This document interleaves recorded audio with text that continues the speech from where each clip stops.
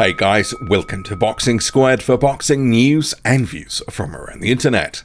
The New Zealand heavyweight Joseph Parker will return to the ring for the first time in 2019 against the Australian former title challenger Alex Leapai. This fight is on the undercard of the Andrade and Seletsky fight in Providence, Rhode Island, I might add.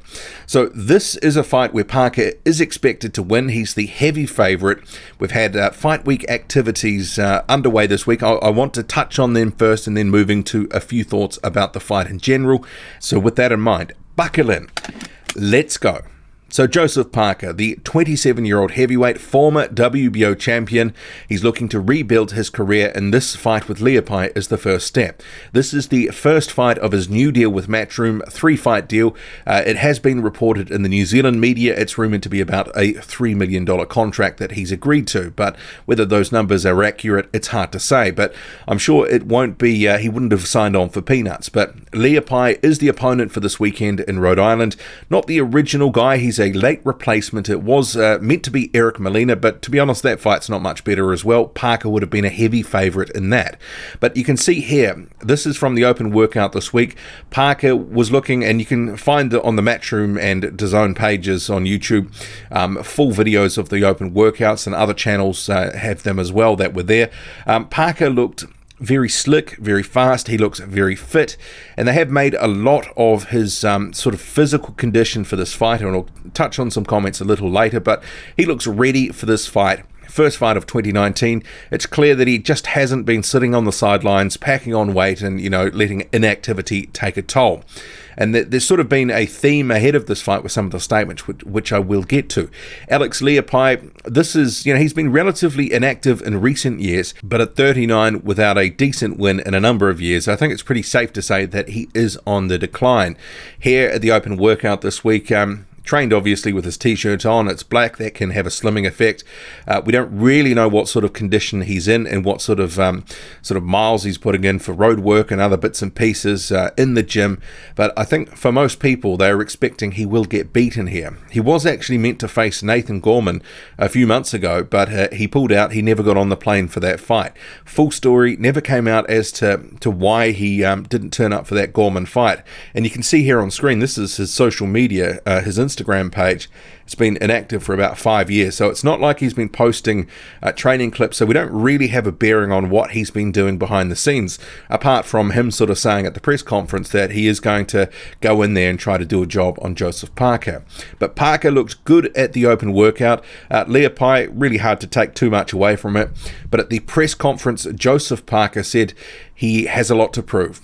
He says, I want to show a lot of people in the heavyweight division, and I know he will come out swinging, so it should be a really fun fight. I expect to come out on top in what will be a great fight on Saturday night, and that is going to be Sunday day if you're in the Southern Hemisphere. But in terms of what he's looking to do, he says he's looking for the knockout. I respect every opponent that I get in the ring with. I respect Alex. I was on this undercard in Germany back in 2014. I know he's going to come out swinging. I'm going to do my thing. Going into each fight now, I'm not going to look at winning on points. My goal is to knock everyone out. And even though Alex is one of my brothers, my goal is to knock him out and get him out of there. So I look forward to Saturday night and putting on a great show, and I'll see you all there. And Parker, he also added, even though people say that he's not in shape, and he's had his time, he's still dangerous. Heavyweights carry their power no matter what age, no matter how many fights they've had. So he's still dangerous, and I know what I have to do. And his trainer, Kevin Barry, has sort of echoed those sentiments, but he does sort of say that he would be disappointed if Parker finds himself on the end of one of Leapai's overhand rights, which is his knockout punch, and that Leapai's best days are behind him. And I think we know that it's more of a puncher's chance for Leapai, and he's going to be facing a guy in Parker that has one of the best chins in the division. But he says, I am from Australia. Joseph Parker is from New Zealand, but we are both from Samoa. That doesn't happen every day. Believe me, on Saturday night, me and Joseph will put on a good show. Well, I think fans who aren't expecting too much from this matchup do hope that does sort of play out to some extent. But I guess that's a double-edged sword, as I'll come to a bit later on. But much has been made of this sort of fight in terms of Joseph Parker's preparations. They've been saying that Parker's come in, and Parker himself, that for the first time he's been training in between camps, and he hasn't sort of come into camp overweight. He said, for example, when I fought Joshua, I came in at 123 kg and went down to 107 kg. For Dillian Whyte, I came in 120 kg. I went down to 109 kg. It's a waste of time losing the weight. It's the wrong focus. I found something that works for me now. And his trainer, Kevin Barry, he said, I told him this is what I've been telling him for the past 6 years. He's bigger in his arms and across his back, but he's a lot trimmer around his gut. He's watched what he ate for the very first time. But I would note that he also did say that both of Parker and Barry did say that ahead of the Flores fight, so that he was coming in to camp pretty much on weight as opposed to coming in overweight. But at least, it's good to hear that he is showing more dedication in between camps, in between fights, and he can focus on other things rather than running for endless hours or doing other gym work to try lose weight.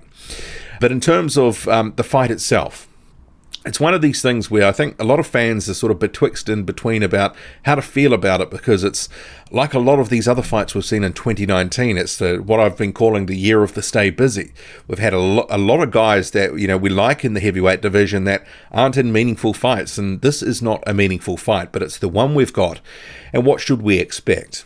Well, Joseph Parker is talking the right game, that he's going to look to knock out Alex Leapai.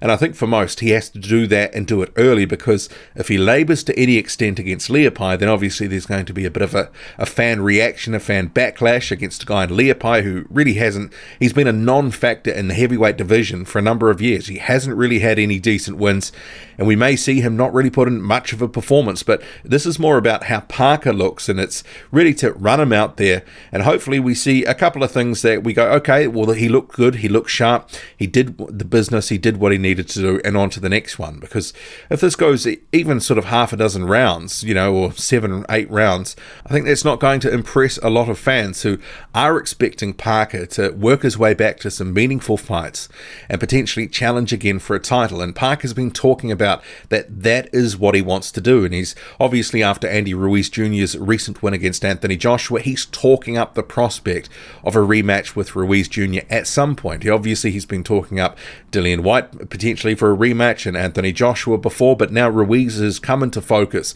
There's a press release that was issued on the Matchroom site, and he says the only way to settle the score is to fight again. I will fight any top fighter, but I want to fight for world titles again. I know where I am and that I need to climb to the top again. Andy's got a great chin, and so do I. We're different fighters from 2016. He's improved dramatically, and we saw that in the performance. I'm a lot better than I was when we first fought back then. Everyone was leaning towards AJ getting an easy victory, but we knew what Andy presented and what he brought to the fight, so it wasn't a surprise to us, but we didn't know what he was going to stop him like that, so it was a surprise in that sense. But we knew he had the ability to put on a great performance like that, so congratulations to him and his team. I don't know how the rematch is going to go, which is why it's so exciting and people will look forward to it, because we don't know how it will unfold. We're not sure if AJ is going to come back and look better, box from the outside, or if Andy is going to come in, put more pressure on and throw more punches, so I'm excited to see it. And he goes on to say Ruiz Jr.'s got the blueprint to beat him, that he doesn't think Joshua was exposed, but you put the pressure on, throw punches, combinations, and you do your best to land. That's what Andy did. I'm a different fighter to Andy. He takes punches to give a punch, whereas I try my best to avoid punches. But he showed that it works, and he took some to land a lot more. And hopefully we don't see Joseph Parker looking to be too eager to, in this fight with Leapai, just sort of walking onto right hands, because I think his strategy, that does work for him when he relies on his agility, his boxing, and he can look slick and fast. I remember that first round against Dillian Whyte. He just looked like he was just poles apart in terms of ability to Whyte. But after that headbutt, or that accidental head clash, I should say, in that second round, it obviously all went downhill. And since then, Joseph Parker has kind of been a bit to the side in the heavyweight division, a little bit of a non-factor for the past year. and he hasn't been in a meaningful fight for a year now. So hopefully he does go in there, outclass Alex Leapai, land the money shot, and I expect he will end up walking Leapai onto something, possibly an uppercut. That used to be a real money punch for Joseph Parker when he was on the come up. So hopefully we get to see him in devastating fashion. They've been talking about working more on power and that sort of thing, but I do want to see, a bit of a balance here between looking for the knockout punch and actually being smart about how he wins, because if he ends up taking some unnecessary punishment, what did he get from it? But it's also a fight where, because the opponent is at a lower level than Parker at this point in his career, it may flatter to deceive as well, because some of the things they've been working on, he may not necessarily get to be able to execute against a more sort of top tier fighter. So it's hard to know with some of what we may see, what can we read from it, but I guess we'll have to let it unfold and see how it plays out. What do you make of it all? Drop a comment, loud and often. Hit like, hit subscribe, follow me on Twitter, boxing_squared. I'm out.